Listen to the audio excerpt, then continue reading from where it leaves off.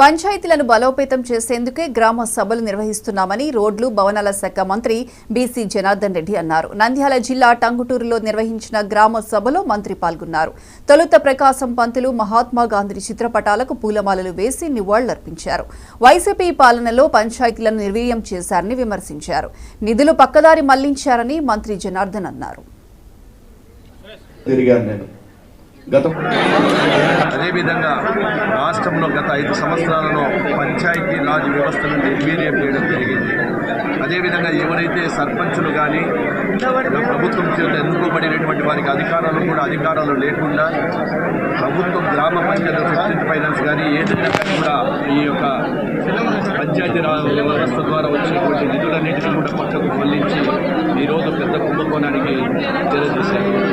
అదేవిధంగా ఈరోజు ఈ సభల ద్వారా ఏదైతే గ్రామాలలో సభలు ఈ యొక్క గ్రామీణ జాతీయ ఉపాధి ద్వారా దాదాపుగా రైతులు కానీ అదేవిధంగా గ్రామ ప్రజలు కానీ అనేక వర్గాలకు సంబంధించిన వాళ్ళు కూడా చేసుకోవడానికి అవకాశం కల్పించింది ప్రభుత్వం. 46 పనులకు శ్రీకారం చుట్టింది.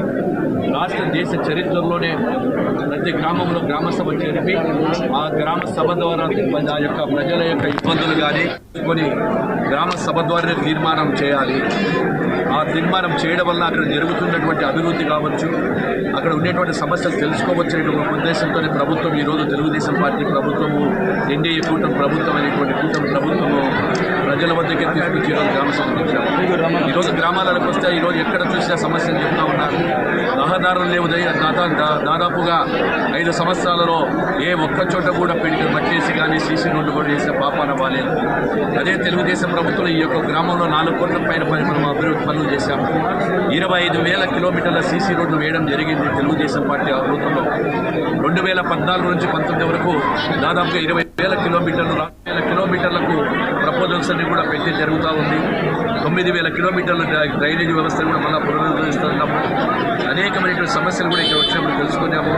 ఏది ఏమైనా పంచాయతీ రాజ్ వ్యవస్థను మళ్ళీ పటిష్టం చేస్తామో, ప్రజల వద్దకు వెళ్ళి ప్రజలలో ఏదైతే ఈ యొక్క పంచాయతీరాజ్ ఈ యొక్క గ్రామీణ ఉపాధి పథకం ఉన్నాయో ఆ పనులన్నీ కూడా దశల వారీగా చేస్తామని చెప్పి తెలియజేస్తూ ఈ యొక్క కార్యక్రమానికి వచ్చిన అందరికీ కూడా మరొకసారి మీకు ధన్యవాదాలు తెలియజేస్తాం.